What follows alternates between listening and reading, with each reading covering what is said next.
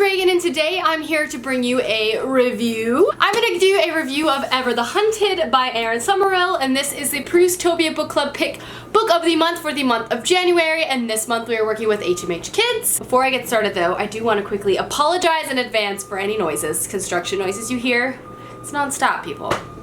It's non-stop, and not in the good Hamilton way. It's just like in the endless please stop kind of way. This is a YA fantasy story following our main character Britta, who at the beginning of the novel, her father has just passed away. Also the town outcast, so no one really wants to help her after her father's passing. So to try to survive and to make ends meet, she begins to hunt in the king's land and gets arrested for poaching. However, she makes a deal with the kingdom that if she can capture her father's murderer, she will be set free and won't have to be hung for her crimes of poaching against the king. Her the assumed murderer, and who she's told murdered her father, is her long time best friend growing up, whom she hasn't seen in over a year. That is the opening premise of this novel. Just first and foremost, one, I have to say I really did enjoy this. This is a fast pace, I was like turning the pages. I read this in like 2 to 3 days. Just YA story where you really love the characters and the world. It has some interesting magical elements, and I really enjoyed the setting itself. I liked that,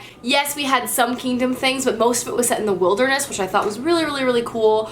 Ultimately, I ended up giving this book a 3.75 out of 5 stars. I thought it was really solid. Can't wait for the next one because boy oh boy did this end on a cliffhanger. Going into more specifics, I have to say my favorite thing about this book had to be the characters, specifically the main character Britta. She is just so capable and smart, resourceful, and all the things I love to read for my main YA heroine and YA fantasy especially. She was raised by her father her whole life to be a hunter, to be a tracker, and she is like the best in the kingdom. No one scoffs against her skills, and when people try to delegitimize her, like, she not only proves them wrong, but she immediately says something. She's just so cool. Like, I want to be her friend. The next main character and the love interest to the story is Conan, who I also enjoyed. Sometimes he can be a little overbearing and protective, and I would say that's definitely like their biggest struggle. She doesn't need or want to be protective, and he wants to protect her, and she's like, stop.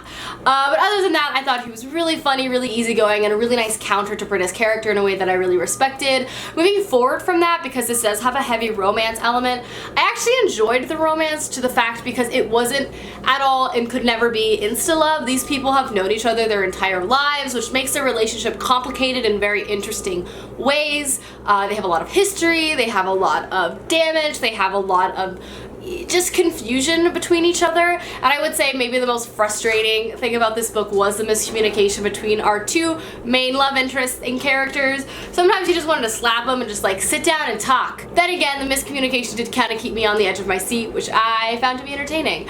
The plot and setting of this book, like I mentioned previously, was another thing I really enjoyed. Again, set mostly in the wilderness, and we really got to see our main character's talent shine. She was tracking, she was hunting, and it was super cool. Not to mention the story was full of twists and turns that you really didn't see coming in a lot of ways, and it had to do a lot with like the magic as our main character began to learn more about her past, her heritage, and the magical system that exists in this society. I thought it was really cool. If anything, another qualm I guess I had with this was that I wish there was just more world building. I liked the world so much that I honestly just wanted more, to be quite honest, which I think will be expanded further in the second book.